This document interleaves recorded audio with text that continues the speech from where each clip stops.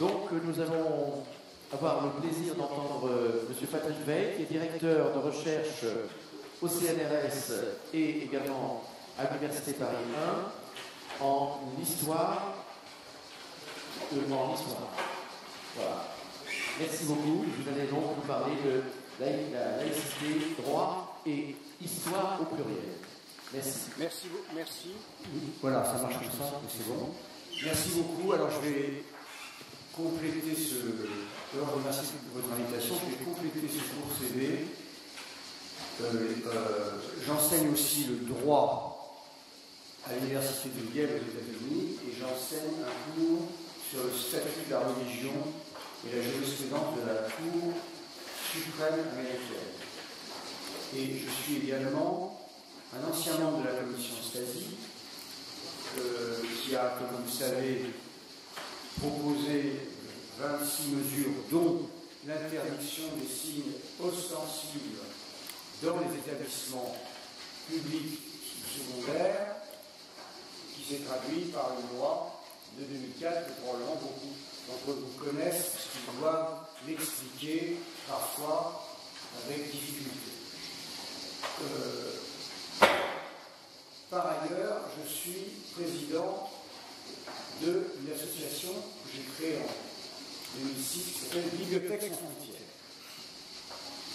Bibliothèques sans frontières, comme son nom l'indique, essaye de permettre l'accès à la connaissance aux fichiers qui sont privés partout dans le monde, y compris dans notre pays, dans les zones rurales ou dans les quartiers banlieues, avec des programmes, des bibliothèques mobiles, mais il se trouve que nous intervenons parfois quand les contenus manquent. Et il se trouve que moi j'étais un ami du Camus, que sa femme est vice-présidente de Bibliothèques sans frontières, et qu'après les attentats entre Charlie Hebdo et les supermarchés cachés, on s'est dit qu'est-ce qu'on peut faire.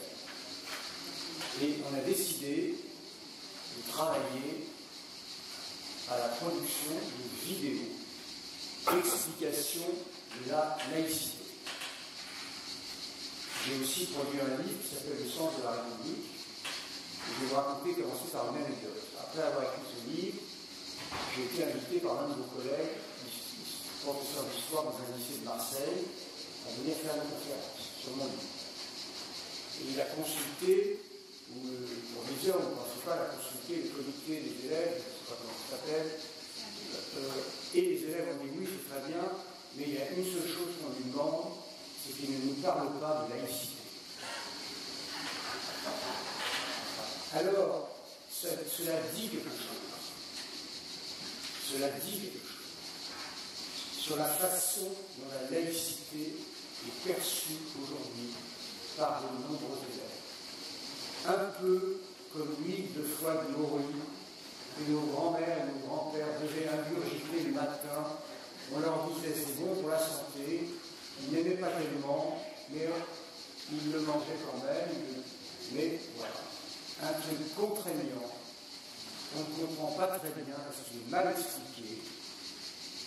Et du coup, ça fait des ravages. Je m'excuse de le dire, une mauvaise explication de la laïcité fait rejeter la laïcité. Et donc, ce que je vais essayer de faire aujourd'hui, c'est d'essayer de vous montrer comment moi je l'enseigne, quand je travaille dans un lycée, comment on a fait ces vidéos, qui sont accessibles sur le site questions-réponses laïcité.fr, vous avez là, et qui ont été transcrites dans un livre que je vais peut-être faire circuler, qui est accessible, qui a été publié chez Michel Lafon, avec les dessins qui permettent aux élèves comme aux profs de suivre sur papier la vidéo. Alors, je vais peut-être vous en passer une première. Je vais vous en passer, elles sont courtes, elles sont quelques minutes chacune. Alors vous voyez les titres. Bon, la liberté de conscience, on y reviendra, une histoire particulière, et on va commencer par les autres pays. Voilà.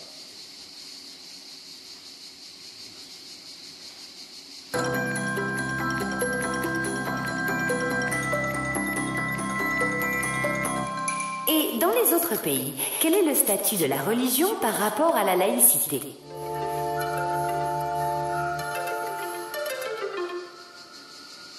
Bon, assez parlé de la France. Penchons-nous un peu sur le reste du monde. Comment ça se passe ailleurs avec la religion? Eh bien, il y a à peu près autant de configurations qu'il y a de pays. Commençons par les extrêmes. Il y a encore certains pays où la liberté est inexistante en matière de religion. Par exemple, en Chine, les activités religieuses sont soit interdites, soit totalement contrôlées par le pouvoir politique.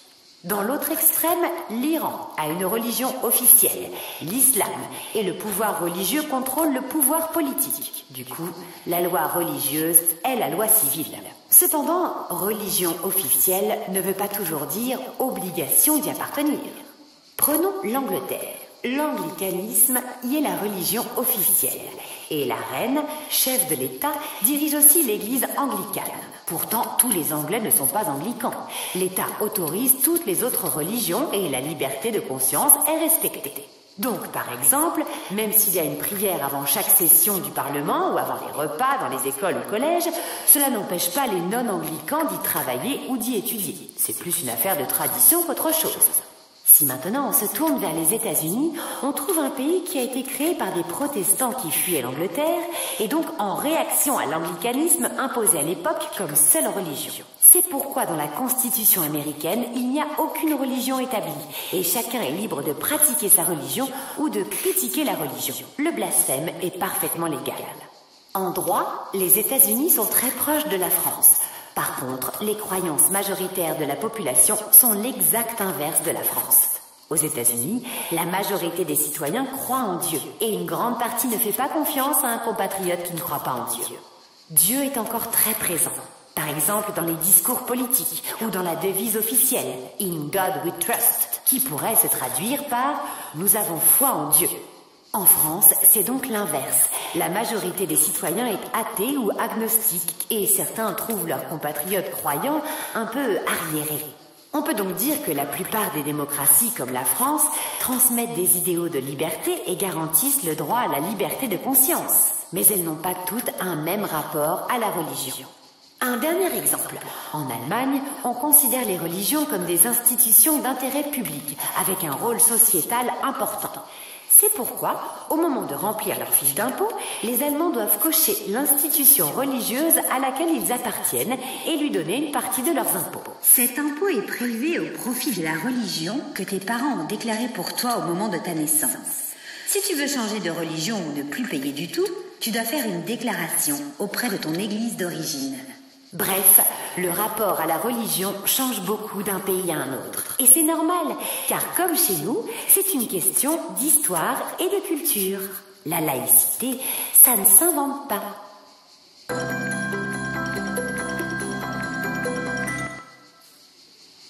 Bon, ça c'est une... Je commence par la comparaison qui n'est pas la première vidéo, parce que la première vidéo, je vais la présenter d'abord au monde. Quand on s'est dit sur le panneau du début, la laïcité fait d'abord du droit. Je veux dire que, bien sûr que les sociologues, les historiens, les philosophes en discutent et donnent des interprétations différentes. Mais quand, sur un sujet, le Parlement se saisit et fait une loi, la référence devient la loi et ensuite les interprétations de la loi qui sont données par les juges. Donc la laïcité, il y a plusieurs lois. Par exemple, le mariage civil, ça date de la Révolution française. Mais disons que la loi de 1905 est quand même la référence, il faut la regarder d'abord telle qu'elle est. Avant de s'interroger, on peut discuter sur après comment elle a été élaborée, dans quel contexte. Mais la loi de 1905 n'a été que très peu modifiée dans tous les articles de principe. C'est ça la base de la laïcité quand on en parle, quand on doit en parler aux élèves. Et il est très important de bien l'expliquer parce qu'elle est remarquablement écrite. Elle a été remarquablement pensée et elle est complètement, je dirais, présentée dans la confusion. Alors, laissez-moi vous donner plusieurs exemples de confusion. D'abord, vous avez le débat classique qu'il y a aujourd'hui, je dirais, parlons franchement, entre d'un côté les printemps républicains et de l'autre côté des gens qui se disent partisans de la laïcité dite ouverte. Quel est le sujet du débat? Le sujet du débat, il est sur les espaces. La particularité de la laïcité française, c'est la neutralité de l'espace étatique. Et vous-même, en tant qu'enseignant, si vous êtes enseignant, vous savez ce que ça veut dire. Ça veut dire que vous ne devez pas faire état de vos appartenances religieuses ou anti-religieuses, d'ailleurs. Il y a une neutralité des services publics, des bâtiments publics et des agents publics. Et ça, c'est très particulier. La liberté de conscience, comme c'est dit dans la vidéo, c'est partagé par la plupart des démocraties, mais la séparation et la neutralité de l'espace, pas de l'espace public, attention, de l'espace étatique. Donc ça, c'est un premier espace, il est neutre. Après, il y a un deuxième espace qui va de soi, c'est celui de chez vous. Chez vous, quand vous invitez des gens, si vous ne voulez pas qu'ils salissent, qu'ils doivent enlever leurs chaussures à l'entrée de l'appartement ou de la maison, c'est votre décision de le faire. Et vous faites les règles, je dirais, de comportement à l'entrée de votre domicile que vous décidez. Donc il y a un deuxième espace qui est assez clair, c'est l'espace du domicile. Il y a un troisième espace qui est assez clair aussi, c'est l'espace qui est, quand il y a un régime libéral, l'espace affecté au sacré. Dans une église, dans une mosquée, dans une synagogue, quand vous entrez, vous respectez les règles de l'espace. Un homme se découvre à l'entrée d'une église, se couvre à l'entrée d'une synagogue et enlève ses chaussures à l'entrée d'une mosquée. Ce sont les règles de la religion qui occupent l'espace sacré, qui s'appliquent. Et vous avez ensuite tout le reste, qu'on appelle l'espace public, et ça va faire l'objet de batailles, et où les règles ne sont pas extrêmement, en tout cas, sont l'objet de négociations, de lois et d'interprétations jurisprudentielles. Et là, vous avez, par exemple, parce que les parents accompagnateurs mais ça fait partie des batailles. Qu'il y ait des batailles sur l'interprétation d'un texte aux États-Unis, c'est tous les 6 mois qu'il y a un cas qui va à la Cour suprême. Il faut s'y habituer. Ça n'est pas dramatique. Ça n'est dramatique que si on n'a pas compris les fondements, parce qu'on se sent déstabilisé par des débats quand on n'est pas soi-même stable dans la connaissance du sujet. Donc, ces 4 espaces. Quel est le débat? Ceux de l'espace du printemps républicain disent qu'il y a des tas de problèmes, il faut élargir l'espace de la neutralité.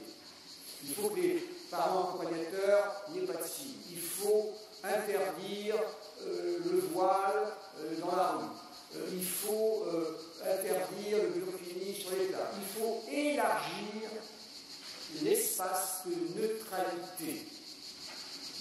Et ceux qui sont laïcité ouverte, mais non, tout va bien, la laïcité est très claire, il y a que l'espace chat et tout le reste, il faut laisser la liberté religieuse s'affirmer, exister, etc. Eh bien, moi je pense, alors ils ont un point commun, c'est qu'ils raisonnent avec les espaces. Pour eux, c'est la discussion, les espaces.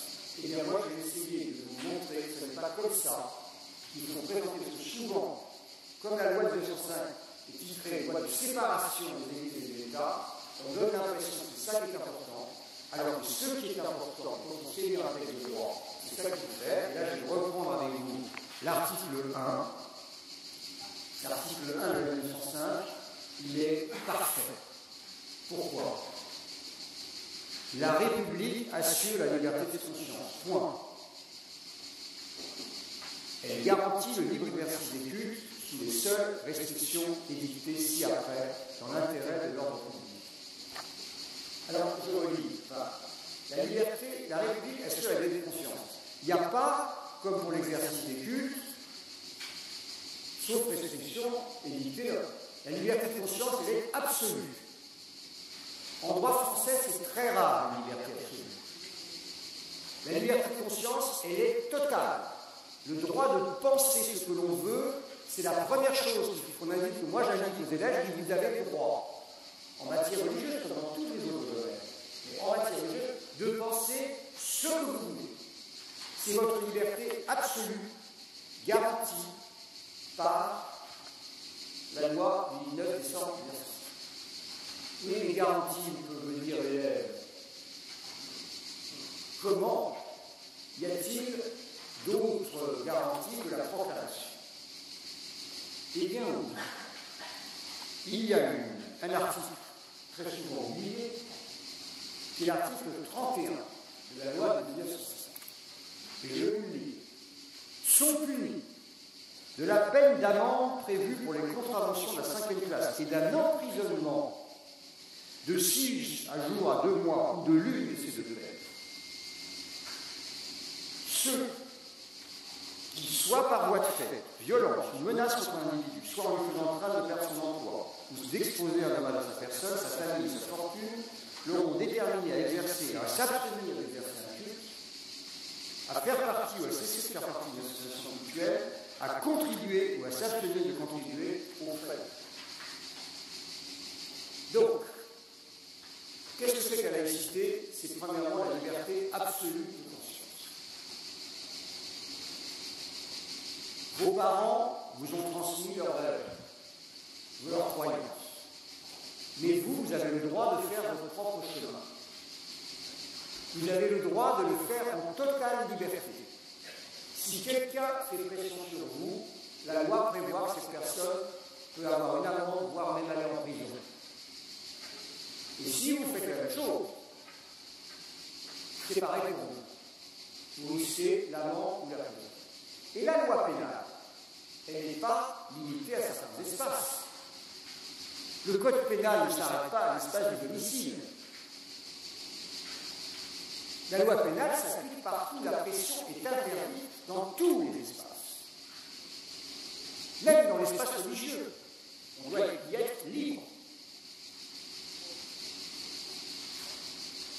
Alors, celui qui va essayer de me titiller, attention, et alors c'est là où toutes les autorités publiques sont tombées dans le panneau, parce que c'est l'article 31, ils ne le connaissent pas.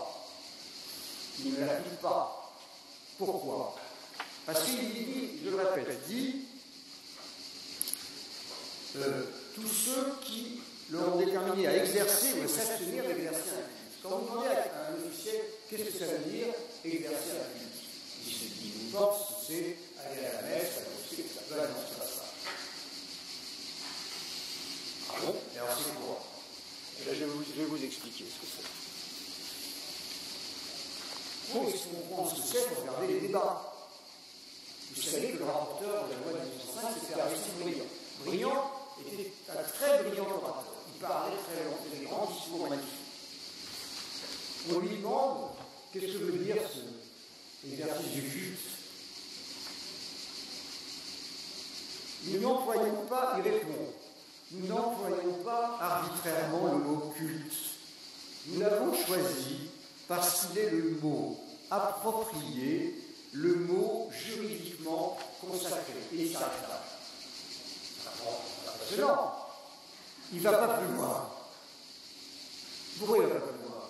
Parce qu'il a probablement derrière lui le directeur de l'affaire juridique du ministère de l'Éducation nationale qui suit le projet, qui dit vous ne dites rien de plus. Et pourquoi il ne dit rien de plus? Eh bien, parce qu'il y a une jurisprudence. Quand il dit nous l'avons choisi parce que c'est le mot approprié, le mot juridiquement consacré, qu'est-ce qu'il veut dire? L'article 31, il existait avant sous la monarchie et sous l'Empire, uniquement pour protéger la religion. va vous protéger la non-religion. Donc l'article 31 est équilibré, on protège aussi bien une pression, soit pour exercer sa culte, soit pour en manger. Mais il y a des jurisprudence. Et je vais vous lire ce que dit le recueil de jurisprudence de l'époque. Parce que c'est comme ça qu'on comprend le mot culte. La faculté pour chaque individu d'admettre ou de repousser dans le fort intérieur telle ou telle croyance religieuse s'appelle la liberté de conscience. La faculté pour chaque individu de pratiquer sa croyance, ou, en d'autres termes, d'exercer par des actes extérieurs le culte qu'il a choisi, s'appelle la liberté du culte. Qu'est-ce que ça veut dire?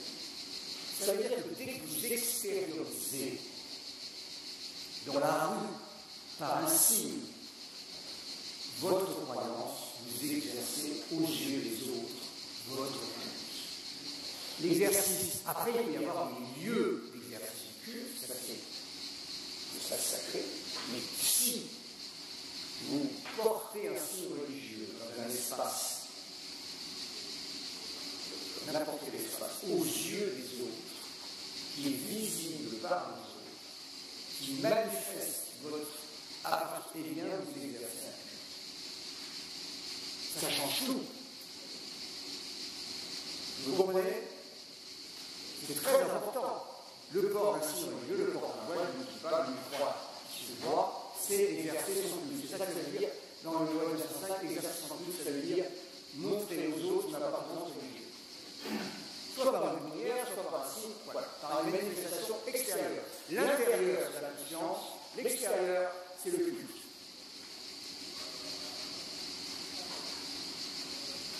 Donc toute pression pour porter un signe religieux ou pour empêcher de le porter quand il est légalement porté est atteint à l'article 31 de la loi de 1905. Alors moi, je compare ça, je dirais, vous voyez que, et du coup, vous dites ça aux élèves, moi je sais pas ce que je fais, je dis, vous voyez, vous avez la liberté de conscience, absolue dans votre intérieur, dans votre fort intérieur. Ensuite, il y a des espaces, des règles. Vous avez le droit de croire ou de ne pas croire.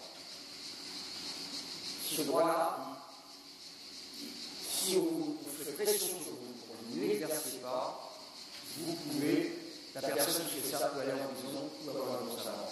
Et si vous faites pareil, c'est pareil. Eh bien moi, quand j'explique ça comme ça à mes élèves, c'est génial. La laïcité, c'est une liberté qui s'arrête à la liberté des autres. Alors, je vais faire une petite pause, je vais vous montrer, pour moi, la première vidéo de la série, c'est la liberté de conscience au fondement de la laïcité.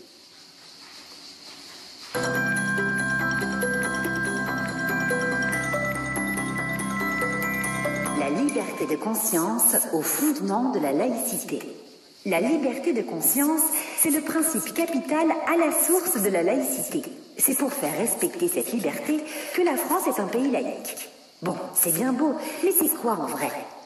La liberté de conscience, en bref, c'est la liberté à la fois de croire en n'importe quelle religion ou de ne croire en aucune, et de le faire librement en réfléchissant par soi-même. Cette liberté est garantie par toutes les démocraties. Mais en France, cette liberté de croire, de ne pas croire ou de changer d'avis est si importante que la loi de 1905 punit d'amende ou de prison toute pression exercée sur quelqu'un d'autre pour le contraindre à pratiquer une religion ou l'en empêcher. C'est la liberté de conscience qui empêche les autres de t'attaquer toi parce que tu crois ceci ou cela, ou tu ne crois en rien. Et tu dois aussi respecter leur liberté de conscience en retour. Pour garantir cette liberté de conscience, la loi du 9 décembre 1905 a séparé l'État des religions. Pas de signes religieux au Parlement, dans les mairies ou dans les salles de classe des écoles publiques. Pas de signes anti-religieux non plus. Et pas d'argent public pour les religions. L'État n'est ni religieux ni anti-religieux. Il ne se mêle pas de religion. Il est neutre afin que chacun, croyant ou non croyant, se sente représenté et protégé par lui. La liberté de conscience, c'est aussi de permettre aux croyants de prier dans des lieux de culte. Il y a donc des espaces différents. Neutres, c'est-à-dire sans religion, c'est pour l'État, les mairies, les fonctionnaires. Et sacrés, dans chaque lieu de culte, on applique la règle de chaque religion. Un homme se découvre en entrant dans une église, se couvre la tête quand il entre dans une synagogue et enlève ses chaussures en entrant dans une mosquée. Chez soi, dans l'espace domestique, on applique la règle que l'on choisit soi-même. Enfin, dans l'espace public, on rencontre des gens qui expriment différemment l'absence ou la présence en eux du religieux. Entre ces différents espaces, on peut circuler et, grâce à cela, on pratique et on exerce mieux sa liberté de conscience.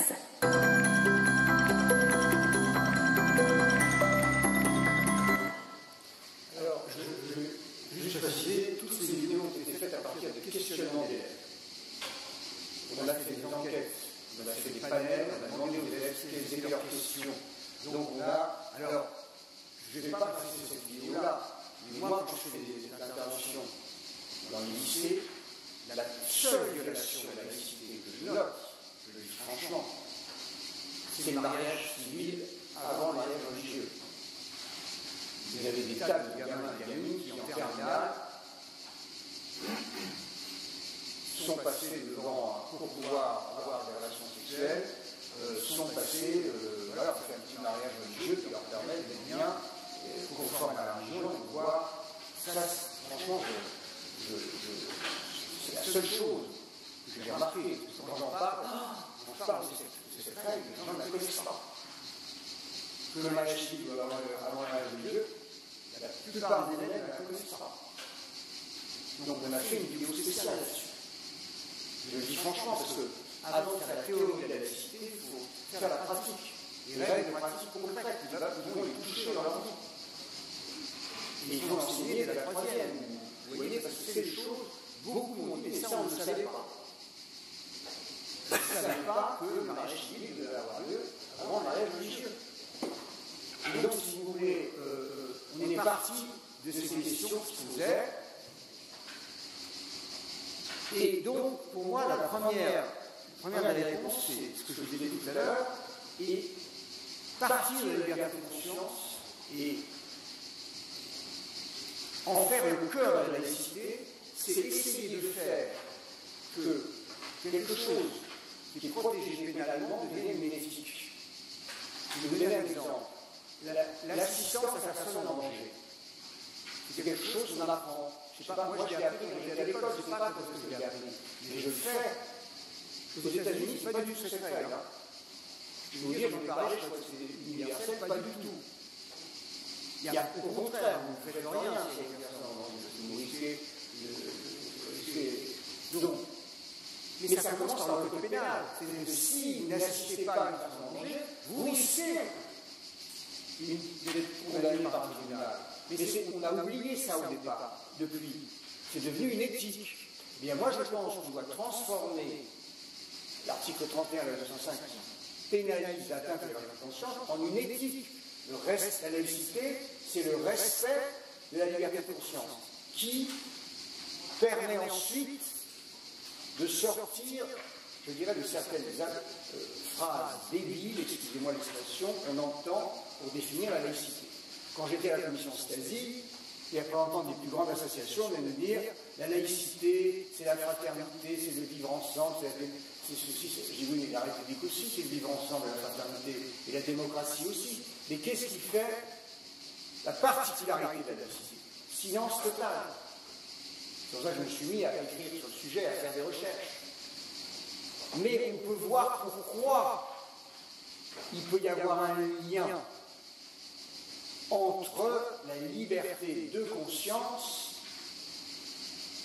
et la fraternité et le vivre ensemble. C'est que si le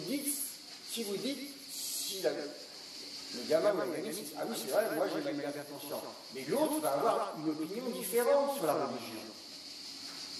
Donc on doit organiser les espaces pour vivre ensemble avec un respect ou des compromis, le respect des autres.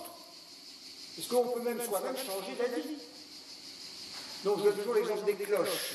Avant la 1905, les cloches sonnaient pour chaque messe. Les acteurs avaient ras-le-bol d'avoir un espace, je dirais, auditif, occupé par la religion.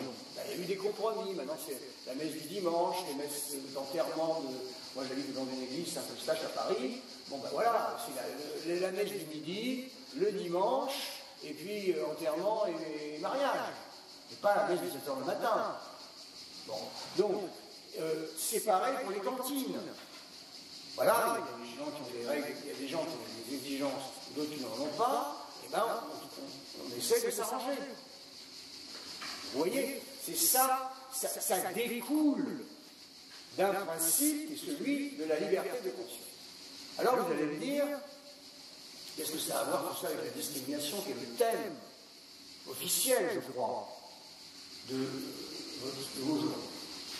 Eh bien, je dirais que je vais vous poser cette question. Vous admettez que la liberté de conscience, c'est le droit de ne pas croire. Bien sûr. Eh bien, moi, je dirais, peut-être de façon un peu provocative, que pour une partie de nos compatriotes, la scène publique française a été organisée de telle façon qu'on les affecte, sans leur avoir rien demandé, à la religion. On les appelle même, d'ailleurs, il y a une vidéo là-dessus, les musulmans. On dit, on voit que certaines personnes, tiens, on a un a priori sur la religion, en fonction, parfois, d'une origine qu'on présume, ou d'une appartenance qu'on présume, et, je dirais, plus que cela, la façon dont sont organisés les programmes scolaires fait que, peut-être qu'ils n'ont pas le choix que de l'appartenance religieuse, donc on ne respecte, donc c'est une discrimination de ce point de vue-là. Et je vais vous expliquer pourquoi. Enfin, je vais essayer de vous dire pourquoi. Quand on est un enfant, il y a 3 types d'histoires que l'on raconte. Il y a l'histoire de la famille, des familles. Il y a l'histoire qu'on transmet dans la religion. Il y a plein d'histoires dans la religion. Et puis il y a l'histoire du pays. Mais si on n'a pas de place dans l'histoire du pays, qu'est-ce qui vous reste? La famille et la religion.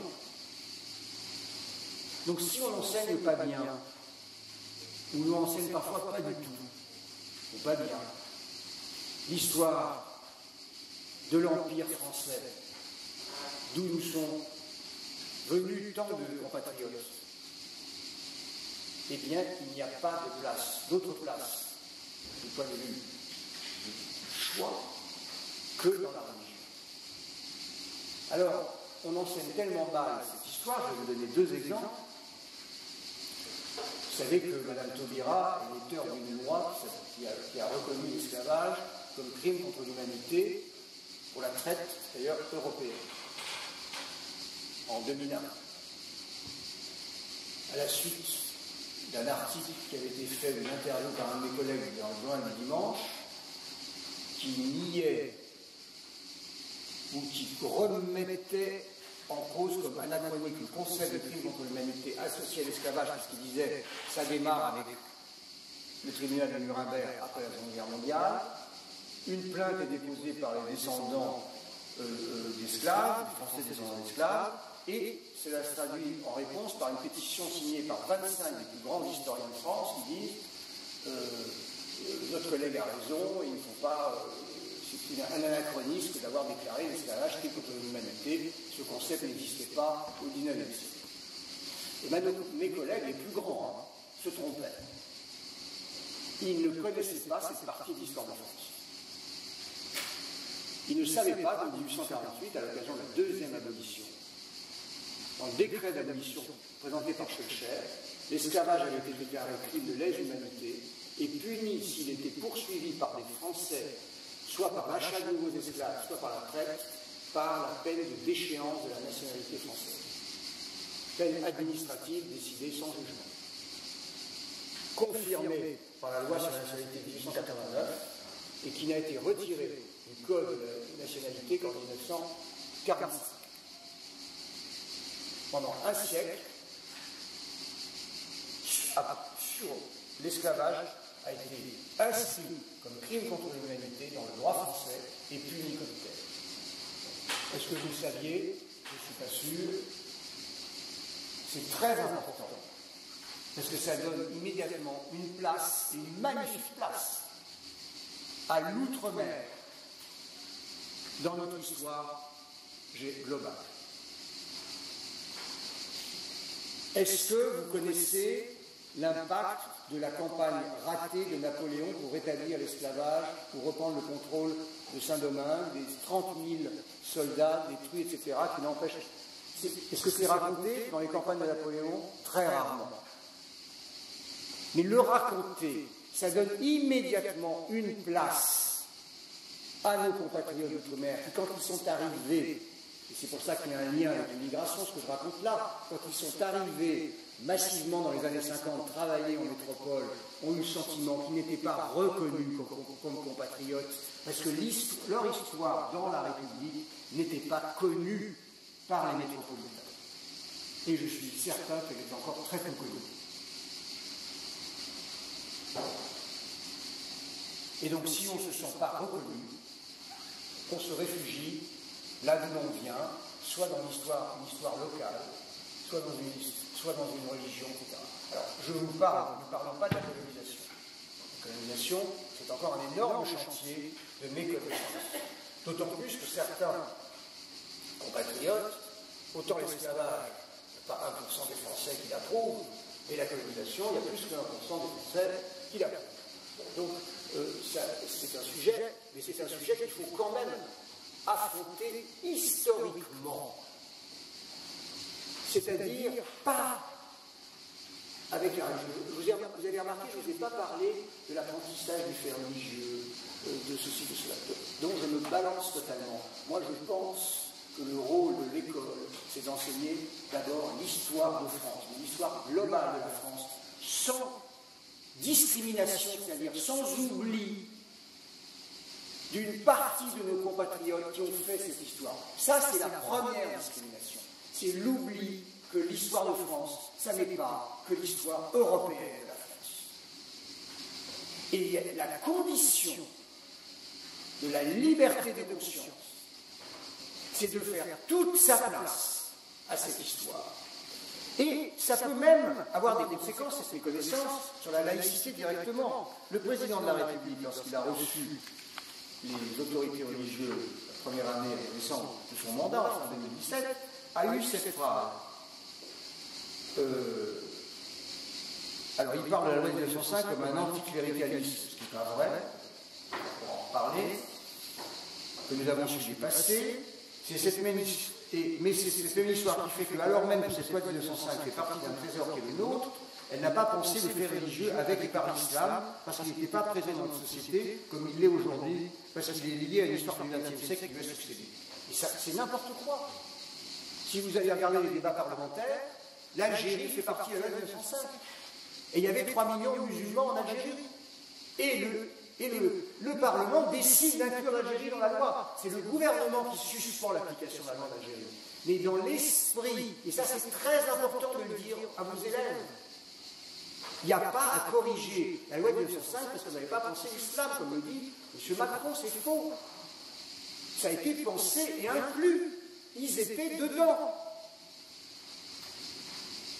C'était universel déjà. Il n'y avait pas de discrimination dans la loi de 1905. L'Algérie, c'était la France, et les musulmans étaient dedans.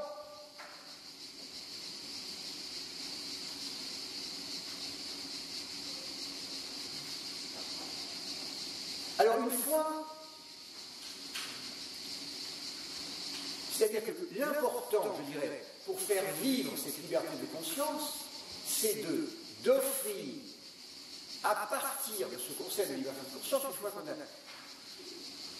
défini ça, et après il n'y a plus grand-chose à dire, je dirais, il y a des applications particulières, le mariage, on va voir avec vous la liste de la commission d'Asie, alors ça je pourrais y revenir, le financement, le port du... Alors, après, il y a la question du blasphème. La question des traitements différenciés que les élèves... Là, je vais vous passer cette vidéo qui a été la plus regardée, des dizaines de milliers de visiteurs sur cette vidéo. Voilà, je vais vous la passer.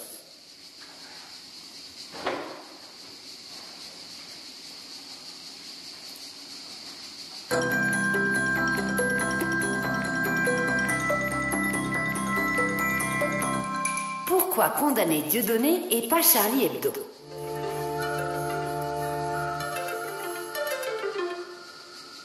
Souvent on entend « Ouais, pourquoi Dieudonné a été condamné pour ses propos sur les juifs et pas Charlie Hebdo pour leur caricature de Mahomet? Est-ce que ça veut dire que les juifs sont protégés et pas les musulmans? Qu'il y aurait un double standard ?» Non. Voici pourquoi. La loi fait la distinction entre les êtres humains d'une part et les choses ou les idées, par exemple la croyance en Dieu, d'autre part.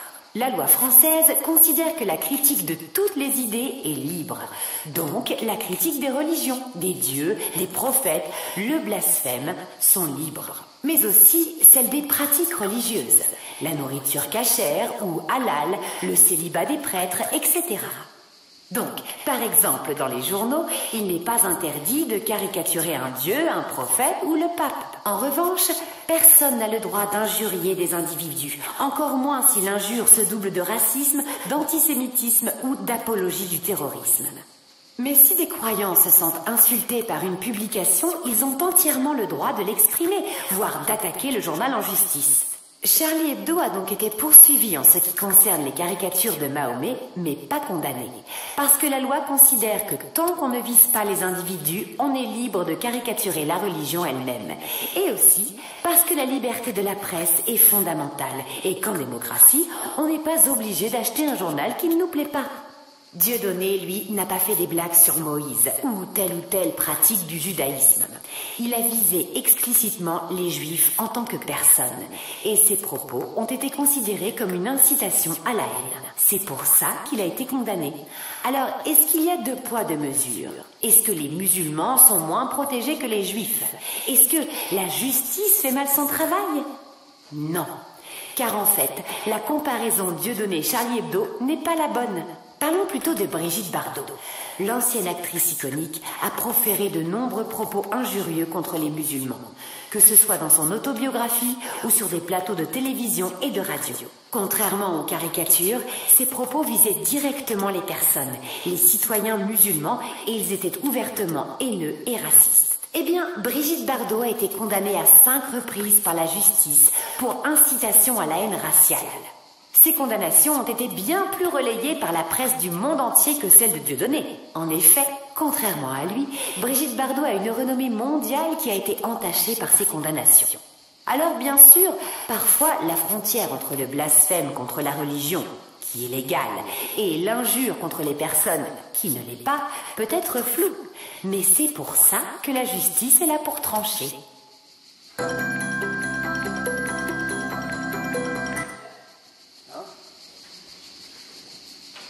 Donc là, je vais peut-être m'arrêter très vite. C'est que là, vous avez là encore une explication fondée sur des règles de droit. Qu'est-ce que c'est que le droit français par rapport à l'incitation à la haine, qui n'est pas du tout le droit américain? Qu'est-ce que c'est que le blasphème par rapport à l'incitation à la haine? Bon. Et puis, Brigitte Bardot, alors ça, je voudrais vous dire que c'est un effet, c'est un énorme effet. Hein, beaucoup de gens ne le connaissent pas, et donc tout d'un coup, et même cette vidéo a été mise sur le site de Soral, qui est un antisémite brûlant, et moi j'ai eu le droit, parce que je m'appelle Veille, à des tas de remarques, etc. Mais il y a quand même 10% des commentaires qui disent « mais elle est très bien cette vidéo ». Et donc, c'est très intéressant, parce que l'une des choses que moi je dis, c'est que ce qui est très important par rapport à, je dirais, à toutes ces campagnes sur le net, les fake news, l'important c'est de produire des choses qui font sens, qui s'appuient sur le droit et qui permettent de faire que les gens se disent mais voilà, je vis dans un pays où j'ai mes droits. Bien sûr, il peut y avoir des choses qui ne vont pas. Et si ça ne va pas, ça c'est très important de le dire, on peut aller devant un juge. C'est ce que font les Américains tout le temps. On peut demander des arbitrages. C'est normal qu'on ne soit pas d'accord sur tous les sujets. On peut régler les contentieux par façon d'aller devant le juge. Et c'est d'ailleurs pour ça qu'on a fait partie de la loi d'interdiction des signes ostensibles dans les écoles, pour ne pas transformer chaque cours de récréation en tribunal correctionnel. Mais ce que je voudrais dire pour conclure, c'est que pour moi, la discrimination la plus importante, c'est la fait de ne pas offrir le choix à tous nos compatriotes, le choix de la liberté de conscience. En réaction à une enquête que j'ai trouvée extrêmement biaisée de l'Institut Montaigne sur les musulmans de France, j'avais écrit que pour un Français, le fait de se sentir pleinement dans sa nationalité et pleinement dans son histoire laisse le choix de l'appartenance ou de la non-appartenance religieuse.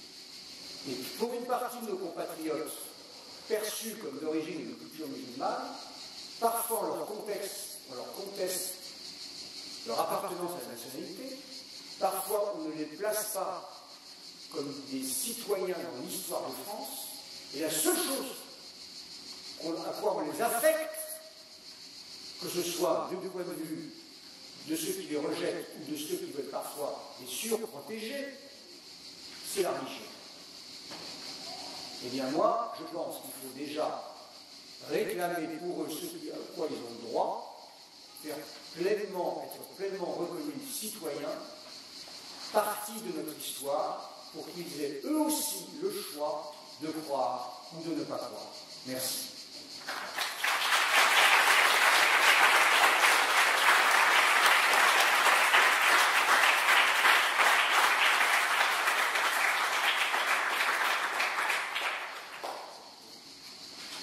Alors, j'espère qu'il y a des questions, des réactions.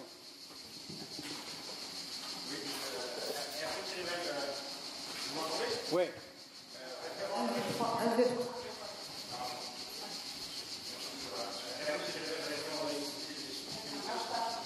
Il ne marche pas.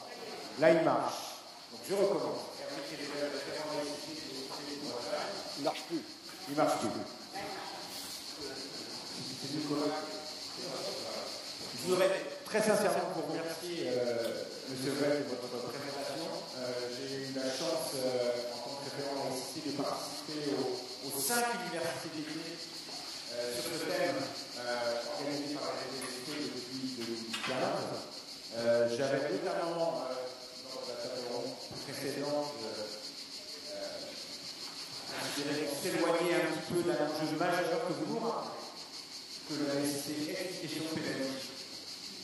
Et avoir des questions de prescription, et que le fondement même de cette pédagogie, au-delà de la profondeur historique que vous avez donnée, c'est aussi une approche juridique qui permet de faire du lien. Et je crois que depuis 2015, c'est ce que nous avons porté collectivement, la prescription ne suffit pas, et il ne peut suffire à accompagner justement des points de vue d'élèves qui sont désastreux sur la question de la laïcité.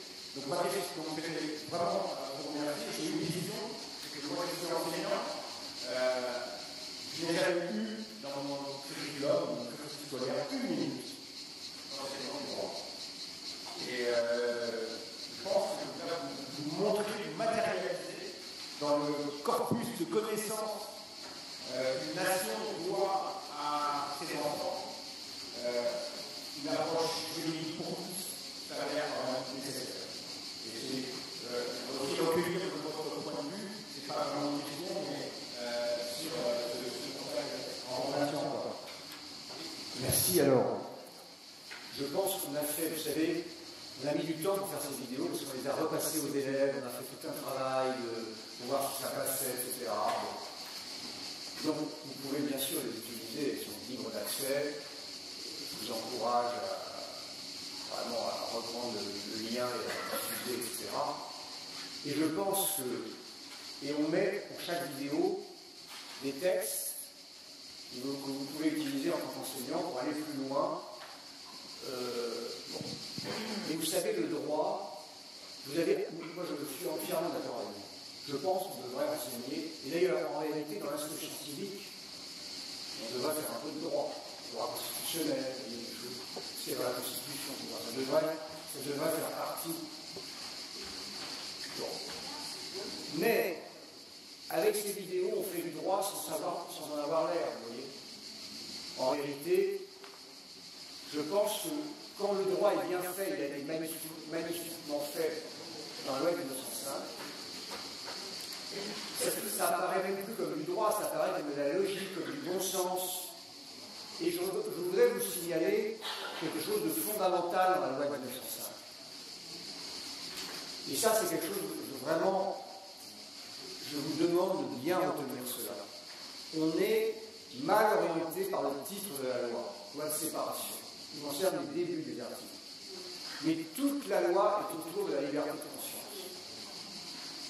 Le premier passage de l'article 1. Et quand vous allez au fond de la loi, pas au premier article, vous voyez dans les cimetières, toujours c'est le respect égal du croyant et du non-croyant. Et ça, je crois que c'est ça que vous pouvez aussi dire aux élèves. Ce qui est magnifique dans le droit français, bien sûr c'est imparfait en pratique, c'est le respect égal, absolu, entre le croyant et le non-croyant. C'est ça notre particularité sur le plan conceptuel. Après, les modalités, c'est la séparation, c'est ceci. Mais ce qui est fondamental, c'est cette égalité absolue entre le croyant et le non-croyant, qui n'existe pas ailleurs. Il y a toujours des biais. Chez nous, d'ailleurs, il peut y avoir des biais. Bon, on pourra en parler, mais il faut savoir raisonner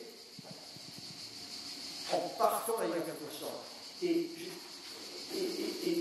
puis après, il y a le bon sens. Je vais vous donner un exemple. Un jour, j'ai un collègue, un ami, sa femme est directrice d'école, et il me dit, on a un problème, elle a un problème, il y a un voyage scolaire, est-ce que tu accepterais un tapis de prière qu'un des gamins de 10 ans porte son tapis de prière pour un voyage scolaire?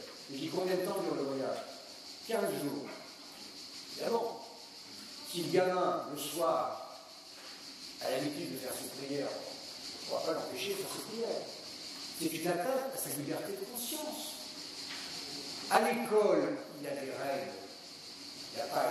Mais quand il est chez lui le soir, s'il faut faire prière, et c'est important. Vous voyez, c'est des trucs, je dis, mais, ah oui, mais ça arrive de faire du prosélytisme. C'est pas la question. Le gamin, vous en faites un enfant blessé profondément. Profondément blessé. Si vous l'interdisez de pratiquer sa foi, qui lui a été transmise par ses parents. Et moi, j'étais croyant quand j'étais enfant. Mes parents, mon père était croyant, il m'a transmis sa foi, j'étais croyant. Si on m'avait empêché de faire ma prière le soir, je serais pas fou, mais furieux. Il faut avoir un peu de bon sens. Vous voyez? Et ça, voilà, si vous avez en tête quand même que la liberté de conscience est fondamentale, et l'exercice des cultes dans les espaces qui sont... Voilà, une fois que vous avez les règles de base, vous pouvez, les enseignants eux-mêmes peuvent réfléchir et se les appliquer à eux-mêmes.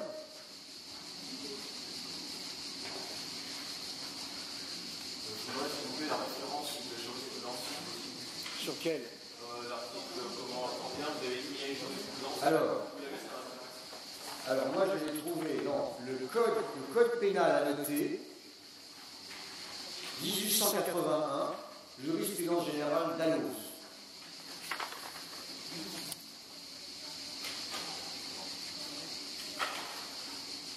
Édouard Dalloz et Charles Berger, Paris, Bureau de la jurisprudence générale, 1881, code pénal annoté. Et là, c'est l'article 260 à l'époque. Attendez, c'est ça. C'est l'article 260 du code pénal de l'époque. Ok? Oui, madame.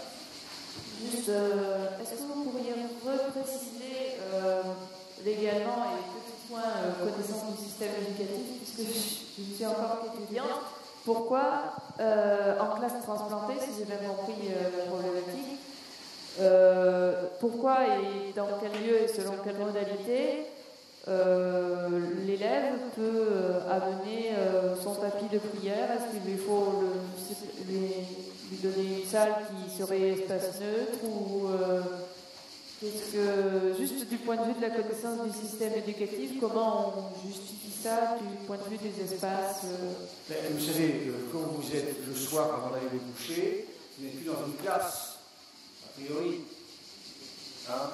Donc, vous n'avez pas besoin d'un lieu spécial, vous mettez votre tapis le long du lit et vous faites votre prière. C'est tout. Mais s'il y a un lieu spécial, c'est pas un lieu spécial, un lieu spécial.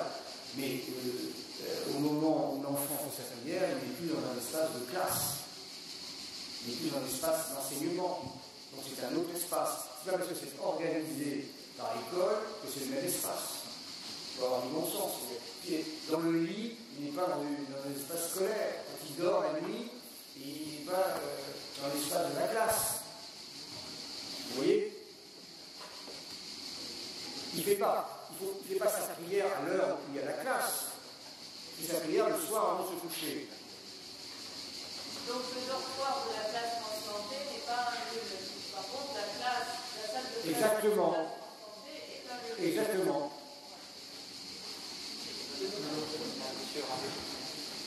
Oui, pour avoir pas mal travaillé sur la loi de 1905, il y a des articles dont vous parlez qui sont dans un chapitre qui a quand même un titre assez intéressant dont on ne parle jamais, qui s'appelle « De la police des cultes ». Et c'est l'idée que la liberté du culte est aussi en corollaire l'idée que l'État exerce un contrôle. Et on voit les difficultés quand il s'agit, parce que dans ces articles-là, il y a aussi tout ce qui peut être dit, qui appelle à la haine, etc., au sein du culte, et on voit les difficultés d'application quand on a affaire à des mosquées salafistes, par exemple. On le sait très bien. Ça, c'est une réalité. Mais moi, une autre réalité qui me pose un problème par rapport à la loi de 1905. À aucun moment, on parle des... Alors, quand j'en parle d'enseignement religieux, il s'agit de ce que j'appellerais globalement, de manière générique, les catéchismes. Ça passe sans. Ce n'est pas des colonnes religieuses. On ne parle à aucun moment des catéchismes dans la loi de 1905. L'État avait fait la concession du jeudi, mais la loi n'en parle pas. Or, aujourd'hui, on sait très bien, et dans certains quartiers, ça inquiète les délégués du préfet, ça inquiète un certain nombre de gens, que des enfants dès l'âge de 5 ans sont soumis à ce qu'on pourrait appeler l'endoctrinement, qui relèverait, qui ne peut pas relever de la loi des 7. Et aujourd'hui, c'est une vraie question juridique, on a signé la charte des droits de l'enfant, et on sait très bien, l'État sait très bien, que dans certaines officines, le mercredi et le samedi, on tient des propos haineux, racistes, homophobes, et on ne fait rien parce qu'on ne peut rien faire. Moi, on a travaillé avec une des déléguées du préfet, c'était entre 2006 et 2010, sur 2 associations du centre-ville de Marseille, et on n'a rien pu faire, parce qu'on ne pouvait rien opposer légalement à ça.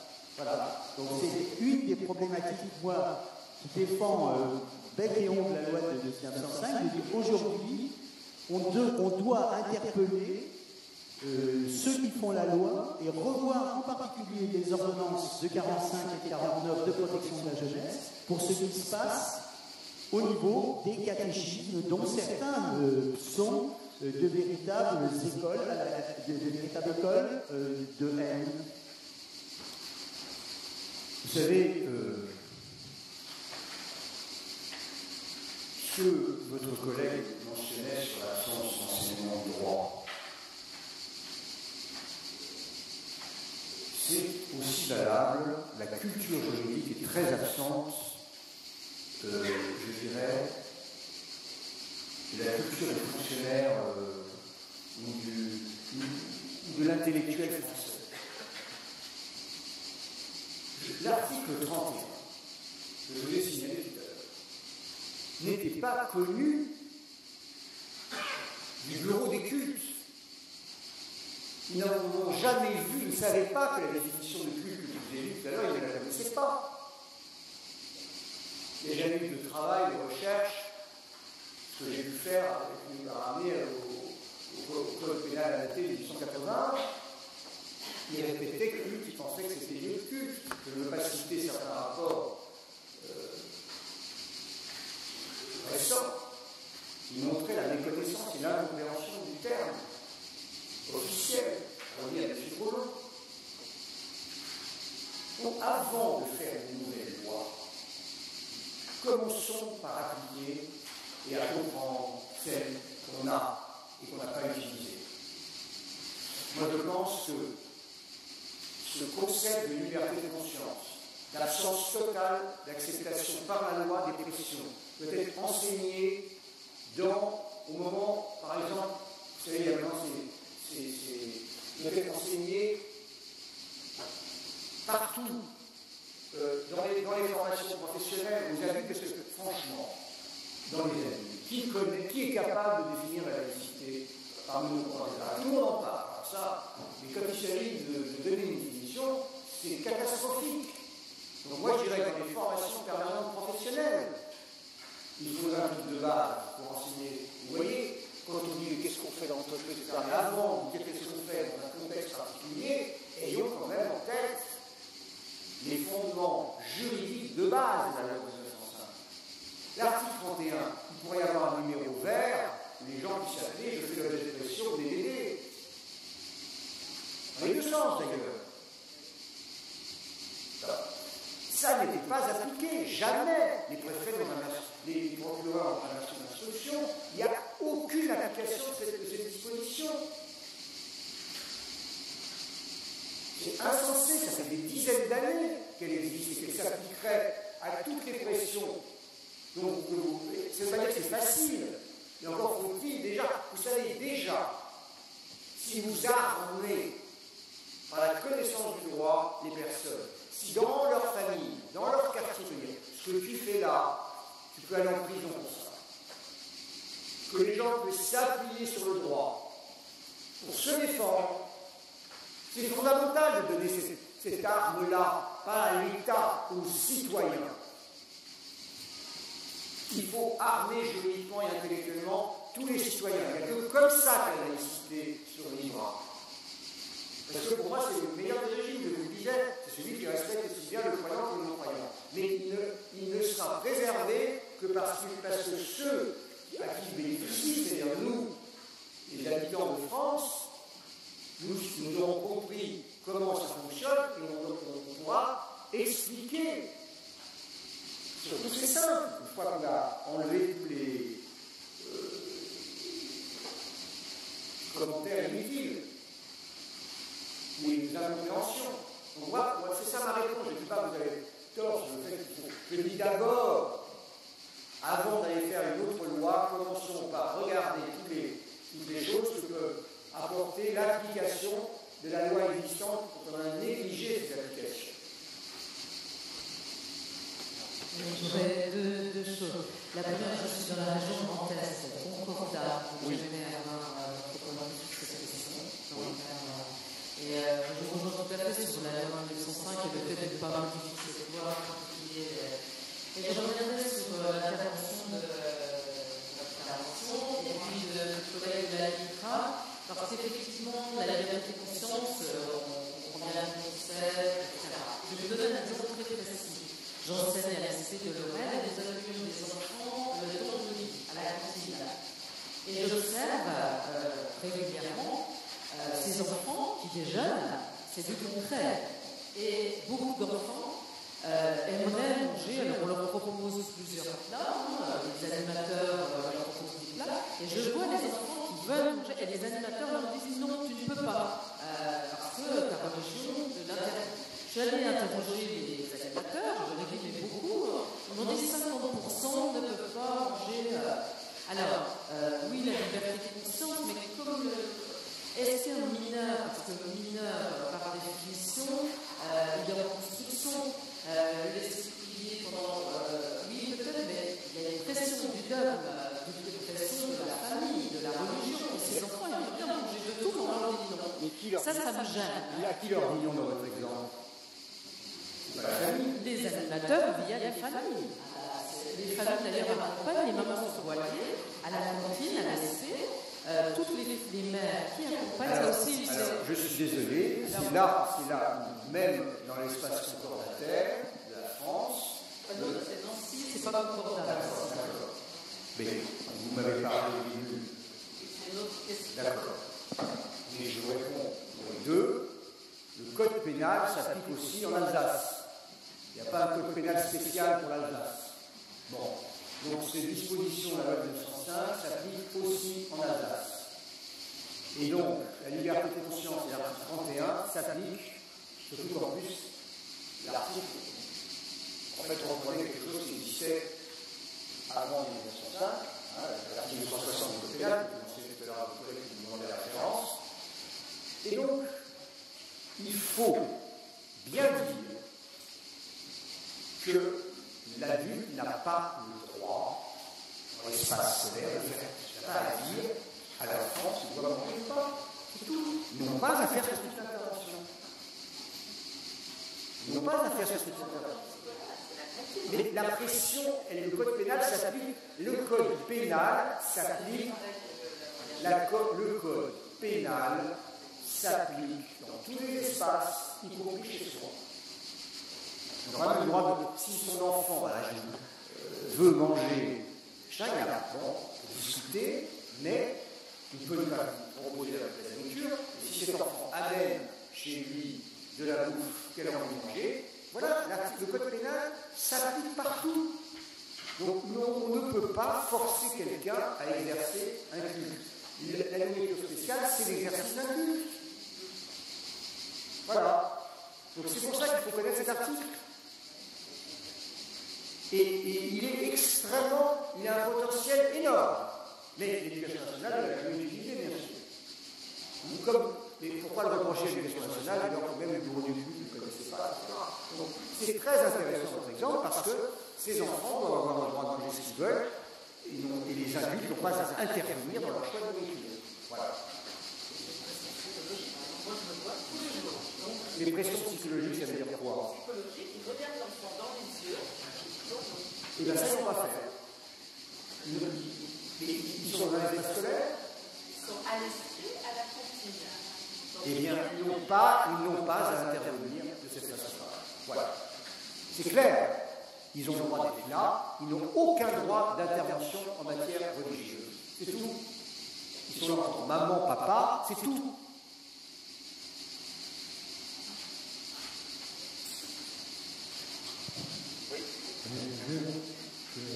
C'est important cette conversation. Je voudrais rebondir sur ce qui a été dit auparavant. Il me semble que l'enseignant n'a pas à savoir si dans le bagage du petit, il y a une pierre, une statue ou une croix. Ça a été accusé déjà de savoir qu'il avait un catapultaire. Voilà. La question que je voulais poser, concerne l'histoire de l'origine de cette laïcité, de l'origine de la loi de 1905. Comme vous avez bien étudié cette question et vous avez dit qu'elle a été parfaitement conçue, pensée. Je pense avoir lu que cette loi avait été travaillée, pas de manière objective, qu'elle aurait été travaillée dans les loges maçonniques. Dans les loges maçonniques. Est-ce que vous pouvez le confirmer ou est-ce que vous le savez? Écoutez, moi, ce que je peux confirmer, c'est qu'elle a été négociée avec l'Église de France. Il a approuvé. Les évêques, l'association des évêques de France a approuvé la loi de 1905. C'est le pape qui l'a changé, qui leur a dit non. Donc la seule chose que je sais, c'est qu'il y a un vote majoritaire des évêques pour l'approuver. Et il y avait un représentant dans le groupe de droite, il y avait un évêque, parce qu'à l'époque, il y avait des évêques. Vous vous souvenez, il y avait le gars de Lyon, Kir, un chanoine Kir, qui était siégé au Parlement une dizaine d'années. Donc, il y a une intervention sur l'article le plus important, où le gars dit je pourrais tout approuver, tout en vous explique, je me raconte, et en fait, il est lourd. Voilà. Donc écoutez, les influences, vous savez, le problème, d'abord, Aristide Briand, quand vous voyez ce qu'il dit là, il y a aussi un rôle très important du directeur des affaires juridiques du ministère des cultes. Il y a eu des francs-maçons, oui, il y a eu des francs-maçons, mais je dis, c'est une loi d'apaisement qui a été confiée aux socialistes qui étaient beaucoup plus ouverts aux croyants que les radicaux, que le petit père tombe. Et c'était une loi, voilà, il y avait des catholiques qui étaient pour la séparation parce qu'ils en avaient marre que l'État, devenu républicain et laïque, nomme des évêques et propose que des évêques, peut-être même des francs-maçons, vous voyez. Donc, au Vatican, puisqu'ils avaient le droit d'offrir 3 noms. Donc, il y avait. C'est le fait que le nouveau pape, qui était conservateur et avait peur de la diffusion de la séparation vers d'autres pays catholiques d'Europe, notamment l'Espagne, il a fait réagir violemment parce que la loi avait été négociée avec les autorités religieuses catholiques françaises. Donc voilà. Et moi, ce que je voudrais aussi dire par rapport à ce qui était dit tout à l'heure dans la vidéo, c'est que c'est aussi vachement intéressant de présenter la neutralité de l'enseignant par rapport à l'élève, par l'idée que c'est pour ne pas faire pression. Si l'enseignant est neutre, si l'État, c'est le fait que voilà, l'État si puissant dans notre pays ne fait pas pression sur l'individu. C'est ça qui garantit la liberté de l'élève. Ce qui a été dit tout à l'heure, c'est très important, la liberté de conscience de l'élève. Donc, la liberté de conscience de l'élève, même en droit américain, je peux vous dire que c'est ça qui est. Et ce que font ses parents dans l'espace scolaire, c'est interdit aux États-Unis. Absolument interdit. Je pense que c'est inacceptable. On doit offrir la nourriture optionnelle et chaque élève choisit, sans pression. Et il faudrait afficher l'article 31 dans les préaux des cantines.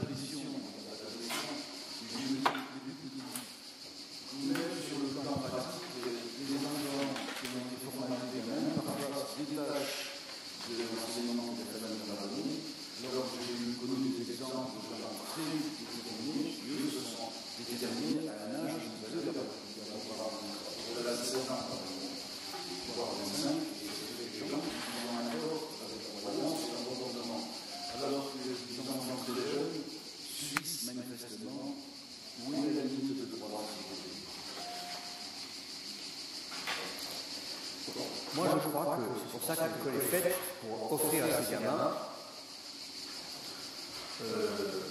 une alternative par rapport à ce qu'ils reçoivent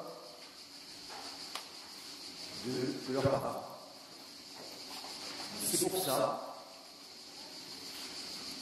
et je le dis vraiment de façon très solennelle, ces gamins, il faut les respecter dans le fait qu'ils sont des compatriotes qui ont une place en tant que citoyens. Il faut les surprendre en les traitant comme compatriotes citoyens ayant une place dans l'histoire de la France. si la compétition, c'est de savoir s'ils vont être religieux, plus modérés, plus machin, alors ça, c'est foutu. Et c'est pour ça que moi, je pense que l'enseignement des faits religieux, se met directement en compétition avec les familles, c'est pas du tout prioritaire. En revanche, l'enseignement de l'empire, de l'esclavage, de la colonisation, ça, c'est factuel. Dans un des programmes que nous développons à Marseille, on a créé à la Bibliothèque sans frontières des centres culturels adaptatifs, on en a un sur Marseille, et on a demandé aux gamins d'aller interroger leurs grands-parents sur les événements de l'histoire de France qui les ont le plus marqués, leur histoire. Plutôt que de parler de religion, parlons d'histoire et de place dans l'histoire. C'est ça qui organise le détachement, si vous voulez, qui permet le détachement par rapport à l'histoire familiale. C'est une inscription dans une histoire laïque et d'une histoire politique, sociale. Donc c'est une stratégie, si vous voulez, qu'il faut avoir, d'éveil et d'alternative qu'il faut faire. Il ne faut pas détruire, il ne faut pas attaquer ce que disent les parents, il faut offrir autre chose et laisser la liberté à l'enfant, à son intelligence, à son envie, à sa curiosité de se détacher éventuellement de l'enseignement parental. J'ajoute une chose. C'est pas dans ma famille, c'est moi qui ai l'éducation religieuse la plus élevée, la plus forte, et je suis le plus détaché d'elle. Alors que les frères et sœurs qui n'ont pas eu ont voulu se rapprocher plus tard. Donc, vous savez, parfois, je crois que la Révolution française a été faite par des gens qui avaient une éducation religieuse la plus forte, ils l'ont rejeté. Je dirais que le destin des enfants ne peut pas être contrôlé complètement par les parents. Donc, le rôle de l'école, c'est vraiment d'offrir une alternative laïque au sens où elle n'est pas religieuse. Or, on a tendance, et c'est terrible, à vouloir répondre à l'enseignement religieux par du truc religieux. Et à moi, je dis non. On doit offrir le cadre légal, le fait que les gens s'approprient et leur offrir une alternative, d'une place dans l'histoire de la nationalité et de la citoyenneté qui est la réalité, la vraie alternative. Ensuite, chacun, si on respecte la liberté de conscience, chacun fait des choix qu'il veut en matière religieuse. Et ce n'est pas l'enseignant qui s'en occuper.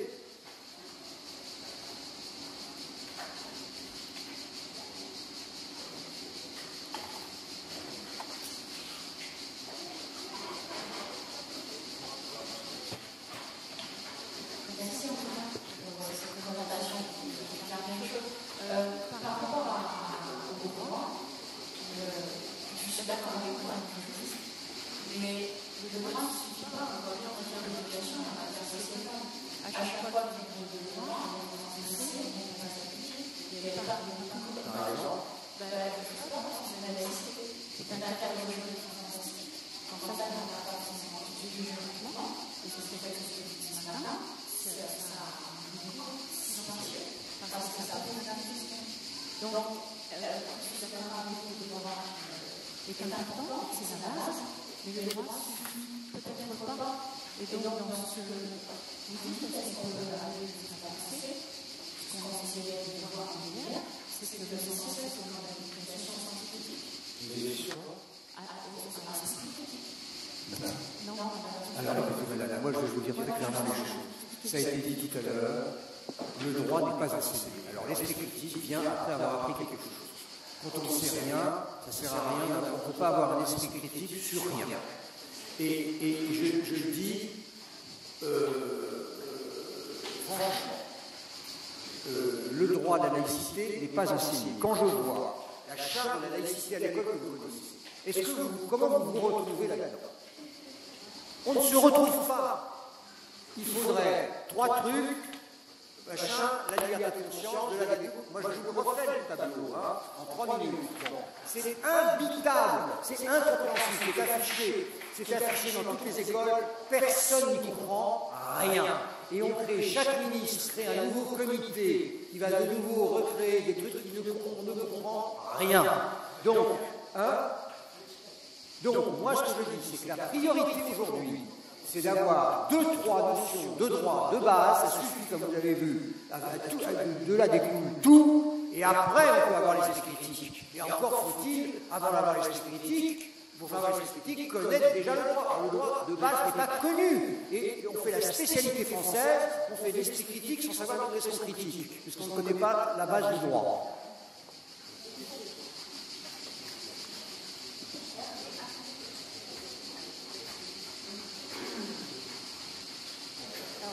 Depuis tout à l'heure, j'entends dire qu'il n'y a pas de droit à l'école. Malheureusement, je n'ai pas les programmes sur moi, mais il me semble que le droit est évoqué, en tout cas dans les choses que j'ai lues, en EMC en primaire, concernant justement les valeurs de la République dans lesquelles ils mettent la laïcité. Il me semble que le droit est évoqué, qu'il y a une incitation au professeur, que le professeur est incité à en parler. Mais donc, vous savez... Donc je pense que c'est pas complètement vrai que le droit est absent à l'école. Mais vous savez, madame, j'ai édité, j'ai publié la thèse de Frédéric Réjean, qui est aujourd'hui le président du comité d'histoire de l'esclavage, quand il a fait ses petits travaux, et que l'on disait aux enseignants, bon, vous avez consacré 2 heures à l'histoire de l'esclavage. Comment il fait l'enseignant? S'il n'y a pas un bouquin qu'il peut lire, il ne va pas passer 100 heures pour faire 2 heures de cours, aller faire, se perdre dans des tas de travaux, etc. Il faut qu'il y ait des travaux de base qui l'aident à faire son cours. Et je comprends, enfin je crois. Moi je fais pareil, même quand j'enseigne à Yale, je cherche des trucs qui peuvent m'aider à faire mon cours de 2 heures. Donc, grâce à Frédéric, il a fait son bouquin sur la Révolution française en Guadeloupe, et puis après on a fait la France et ses esclaves. C'est tout, vous avez dans un petit volume en poche, si vous voulez faire un cours sur l'esclavage français, vous achetez un bouquin et vous pouvez faire le cours. Eh bien, je vais vous dire un truc, moi je pense que le bouquin, je ne veux pas me faire une pub un peu exagérée, mais le bouquin, les vidéos qu'on a faites et le bouquin, franchement, c'est un truc de base, ça peut marcher partout. Il y a les références juridiques. Voilà. Le ministère a produit un nombre de documents qui ne servent à rien du point de vue de l'aide des enseignants. Bon, vous savez, mon association a fait aussi, vous avez peut-être entendu parler de la Khan Academy, qui permet d'enseigner les maths, les sciences avec des vidéos. On a fait la version française. On n'a pas d'accord avec le ministère. Vous savez combien on a d'enseignants en France qui utilisent la Khan, parce que nous, on a 20 000 enseignants. C'est pas rien. 20 000 enseignants qui, au nom de leur liberté pédagogique, bien sûr, ont récupéré les trucs de la Khan, parce que ça leur aide plus que, voilà. Donc nous, ce qu'on a voulu faire, c'est la même chose avec nos vidéos laïcité, et on a envie de faire la même chose en suspendant contre l'antisémitisme et le racisme, c'est partir des questions des élèves, même les plus, terre à terre ou perturbantes, et y répondre. Voilà. Et vous avez vu sur Dieudonné, on y va, on dit tout, le double standard, le machin, tout ce qu'ils disent eux. Tout ce qu'ils disent eux entre eux. Mais c'est ça qu'il faut faire. Sinon, on n'y arrive pas. Sinon, on continue à dire, en dehors des arts des classes, des choses qu'on ne dit pas face à son prof. Comment vous écrivez Khan Academy? K-H-A-N. Oui, donc on va essayer pour l'intervention, parce que ça m'a donné l'envie de travailler pour vraiment un projet. Et la perspective, je réponds bien, les représentations qu'on peut avoir, elles sont difficiles à dépasser, parce que c'est aussi toutes ces représentations actives qui nous empêchent d'aller dans une certaine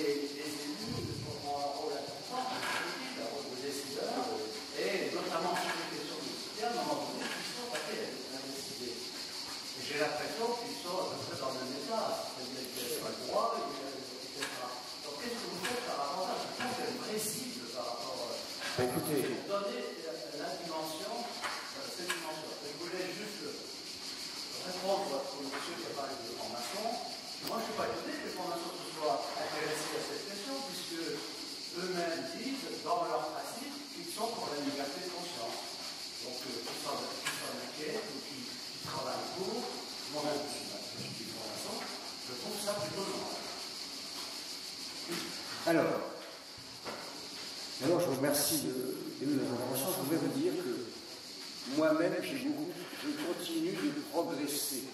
Je dis toujours à mes étudiants, l'extraordinaire privilège d'un enseignant, c'est que c'est quelqu'un qui est payé pour étudier toute sa vie. Parce que les enseignants restent des étudiants. Ils préparent, ils lisent des textes, voilà. Et on est payé pour. Bon. Donc, moi, la conférence que je viens de vous faire, elle est meilleure que celle que j'aurais faite il y a 2 ans. J'ai progressé. J'ai continué à chercher. Si j'avais su tout ça à l'article 31, comment la commission Stasi, en fait, on s'est placé totalement dans cet esprit-là, la dépression. Et on ne connaissait pas l'article 31, on n'a même pas lu. Et moi, je vois les étudiants en droit à Yale, ils font pareil, ils ne lisent pas les textes, ils ne vont pas jusqu'au bout. Les gens ne lisent pas les textes, ils lisent ce qu'on dit sur les textes.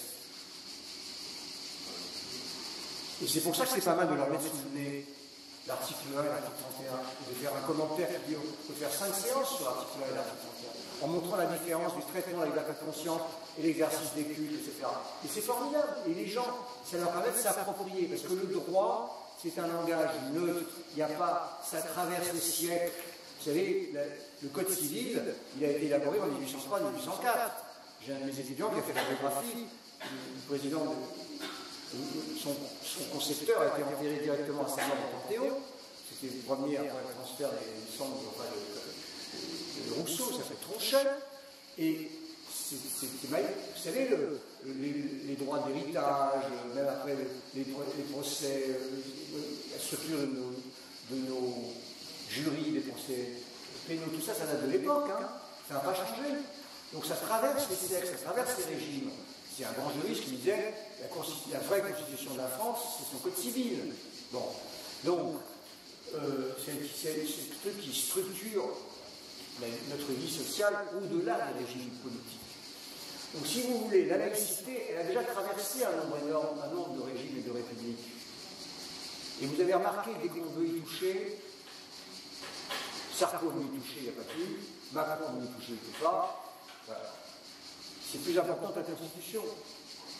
Donc il faut quand même connaître. Il faut aller dans les textes, aller au texte. Et c'est un plaisir d'aller au texte pour les gens, vous savez, de leur montrer un texte de 1881. Regardez ce que je vous ai dit tout à l'heure, c'était beau sur ce que c'était la liberté de conscience. C'est très bien écrit. Vous voyez? Donc ça, pourquoi est-ce que l'éducation nationale veut faire ces trucs? Voilà, donne pas 3 textes, etc. Alors, je ne vous parle pas du site officiel du gouvernement, parce que dès la première phrase, il y a une confusion. Donc, voilà, sur la laïcité.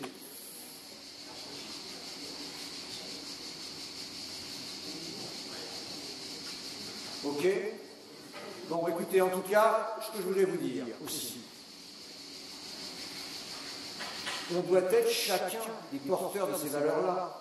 Si on s'emmerde, parce que si on doit nous-mêmes s'ennuyer à enseigner le sujet, on ne peut pas passer l'enthousiasme et la joie que ça doit produire, parce que c'est une joie magnifique de se dire j'ai compris ce que c'était, j'ai ma liberté, je respecte celle des autres, etc. C'est magnifique comme liberté. C'est comme ça que ça doit s'enseigner. Alors j'espère que je vais donner un peu de quelques idées pour le faire. Et en tout cas, n'hésitez pas à aller sur votre site et à nous écrire s'il y a des choses que vous voulez qu'on traite, parce qu'on va faire d'autres vidéos pour compléter celle-là. Merci beaucoup. Merci.